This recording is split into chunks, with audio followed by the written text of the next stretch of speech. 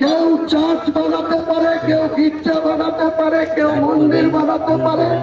আমরা মুসলমান যারা তারা আল্লাহর ঘর মসজিদ বানাতে পারি।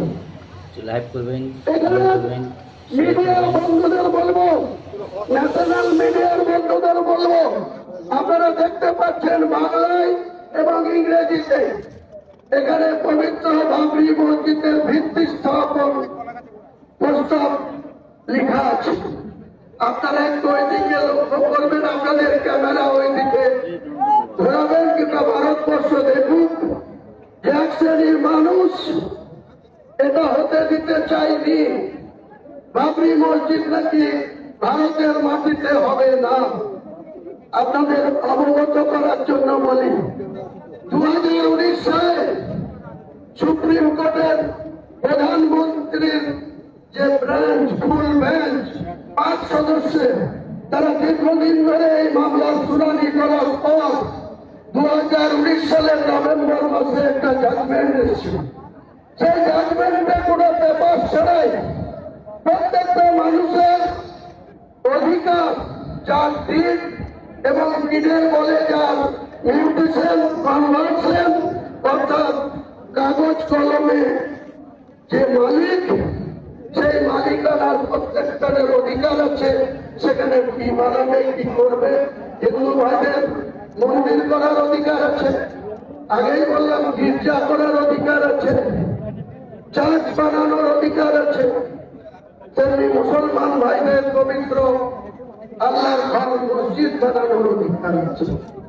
সুপ্রিম কোর্ট যে জাজমেন্ট দিয়েছে, সেই জাজমেন্টে যেমন উইদাউট কাগজপত্র ছাড়াই, রামলীলার কোন ডকুমেন্ট ছাড়াই, শুধু বলেছিল মানুষের আবেগকে সাড়া দিয়ে অনারেবল সুপ্রিম কোর্টের 5 সদস্যের ডিভিশন বেঞ্চ সেদিন বলেছিল যে এক শ্রেণীর হিন্দু সমাজের মানুষ এখানে বাবরি মসজিদ ভেঙে দিয়েছে 1992 সালে।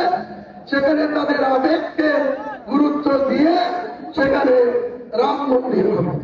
আপনারা সবাই জানেন, গোটা বিশ্ব জানে, ভারতবর্ষের আপামর 145 কোটি মানুষ জানে যে অযোধ্যাতে একটা রাম মন্দির তৈরি হচ্ছে। আমরা কেউ মুসলমান সম্প্রদায়ের মানুষ কেউ তার বিরোধিতা করি।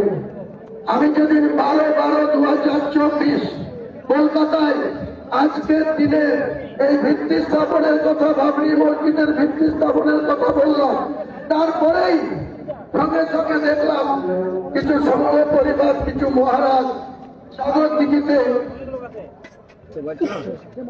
দিঘিতে একটা রাম মন্দিরের আমার শিলান্যাস। আমরা একটা বাঙালিতে যাই। আজকের দিনে এখানকার একজন বিজেপির নেতা, আগে জেলা সভাপতি ছিলেন, এখন রাষ্ট্রপতি সাকারাম সরকার, তিনিও সঙ্গে সঙ্গে বললেন বহরমপুরের কোনো জায়গায় রাম মন্দির করবেন। আমরা কিন্তু আপত্তি করি, বলেছি প্রত্যেকটা ধর্মাবলম্বী মানুষের নিজের নিজের ধর্ম করার অধিকার যেমন রয়েছে, তাদের মন্দির বানানোর, মসজিদ বানানোর অধিকার ভারতবর্ষের সংবিধান। চলবে আমাদের 10 মিনিট পরে বন্ধ হয়ে যাবে, ব্যাটারি পাঠা দেবে। তারা চেয়েছিল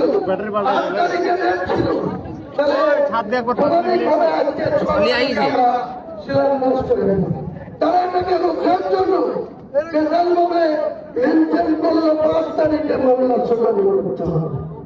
মহান আল্লাহ যাকে সাপোর্ট দেয়, মহান আল্লাহ যাকে দোয়া করে, আল্লাহ যাকে ভালোবাসে, এই পৃথিবীর কোন মানুষ তার বিরোধিতা করলেও সাথে সাথে না, সার্থকতা আসে না, সফলতা পায় না। তাই মহান আল্লাহ তাআলা খুব ইচ্ছায় আমরা সেই হাইকোর্টে আইনের লড়াইয়ে এখানে আফজল সাহেব, আলী আফজল সাহেব থেকে শুরু করে যে 12 জন লয়ার আমাদের হয়ে দাঁড়িয়েছিল, সেখানে হাইকোর্টের অনারেবল প্রধান বিচারপতি এবং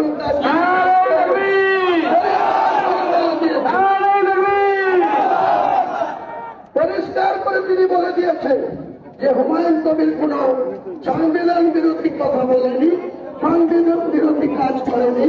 ভারতবর্ষের সংবিধানের তার অধিকার আছে মসজিদ বানানো, এবং প্রত্যেকটা ধর্মাবলম্বী মানুষের বাড়িতে যে সন্তান জন্মায়, কারো পুত্র সন্তান, কারো কন্যা সন্তান, তাদের নামকরণ তার বাড়ির গার্জেনরাই রাখে, হয় পিতা রাখে, নাই দাদু রাখে, নাই নানি রাখে, নাই নানা রাখে।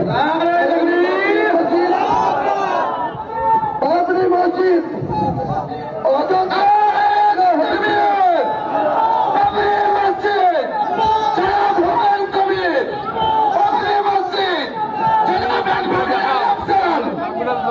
বাবরি মসজিদ যেটা অযোধ্যায় বলা হয়েছিল, সেটাকে বলা হচ্ছে বিতর্কিত ল্যান্ডে ছিল। বাবর 1528 খ্রিস্টাব্দে তার প্রধান সেনাপতি মীর বাকি তাকে দিয়ে নাকি সেখানে রামের জন্ম হয়েছিল, সেখানে নাকি এই মুঘল সম্রাট, আপনারা সবাই জানেন ইতিহাস যারা পড়েছেন, ইব্রাহিম লোদি বলে একজন সম্রাট ছিল। বাবর কিন্তু ভারতবাসী ছিল না, অন্য দেশ থেকে ইব্রাহিম লোদিকে আক্রমণ করেছিল, তারপরে জয়লাভ করার পর তিনি ভারত সম্রাট হয়েছিল। সেই ভারত সম্রাটের একজন প্রধান সেনাপতি মীর বাকিকে দিয়ে এই যে বিতর্কিত বলা হচ্ছে, বিতর্কিতটা 2% ভারতবর্ষের হিন্দু সমাজের মানুষরা বিতর্কের কথা বলছে। আজকে ভারতবর্ষে 145 কোটির মধ্যে 40 কোটি মুসলমানের বাস। এই বাংলায় 11.5 কোটির মধ্যে 4 কোটির বেশি মুসলমানের বাস। সেখানে আমরা একটা বাবরি মসজিদ করতে পারবো না? এত বড় হিম্মত! আমার মাথার দাম ঘোষণা করা হচ্ছে 1 কোটি টাকা। এত বড় হিম্মত! আমরা কোন অহিংস নীতিতে বিশ্বাসী না, কোন ধর্মাবলম্বী মানুষকে আমরা ঘৃণাও করি না, অশ্রদ্ধাও করি না। আমার ধর্মের প্রতি আমরা যেমন আস্থাশীল, তেমনি অন্য ধর্মের প্রতিও আমরা শ্রদ্ধাশীল। কিন্তু কেউ যদি মনে করে থাকে মুর্শিদাবাদের মাটিতে উত্তরপ্রদেশ থেকে এসে মধ্যপ্রদেশের প্রাক্তন মুখ্যমন্ত্রী বলেছে एक एक ईटा खुला लेंगी, खुल लेंगी, इतना हिम्मत उमा जी अब तो नहीं होगी। बंगाल में जो 37% मुसलमान आबादी है, ये शहीद हो जाएगी, लेकिन ये बाबरी मस्जिद का एक भी ईटा नहीं खुलने देगी, एक भी ईटा नहीं खुलने। चैलेंज है उमा जी, आपको चैलेंज कर रहा है। जो मेरा शहर लेने के लिए घोषित किया, उनको भी मैं सतर्क कर रहे हैं, चेतावनी दे रहा है, जब इसका माफ कीजिए। अब हुमायूं कबीर को कैसा क्यों स्पर्श नहीं कर पाएगी।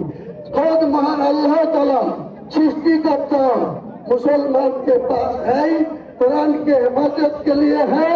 ये मेरा जो 1992 6 दिसंबर जो मस्जिद को रिमूव कर दिया, तोड़ दिया, डिमोलिशन कर दिया, वो बाबरी मस्जिद श्रीनगर में बनेगी, बनेगी, बनेगी। उनका कहा था कि इस्लामिक हॉस्पिटल भी होगी 500 बेड में। यहाँ का जो मेडिकल कॉलेज है वहाँ कोई परिसेवा ठीक ठाक नहीं मिलती। एक के बेड में 300 पेशेंट को वहाँ रखते रुकते होते हैं। तुम्हें मैं यही बोलना चाहते हूँ, यहाँ शुद्ध मस्जिद नहीं बनेगी, हॉस्पिटल भी बनेगी, मेडिकल कॉलेज भी बनेगी, एक रेस्टोरेंट कम होटल भी बनेगी, एक पार्क भी बनेगी, एक हेलीकॉप्टर लाने के लिए एक हेलीपैड भी बनेगी। Total budget 300 crore, total budget 300 crore. मेरे को इंडिया को एक बहुत बड़ा शिल्पपति, उनको 4000 करोड़ का फाइल है, वो मुझे वादा किया आपको टास्क में 80 करोड़ रुपए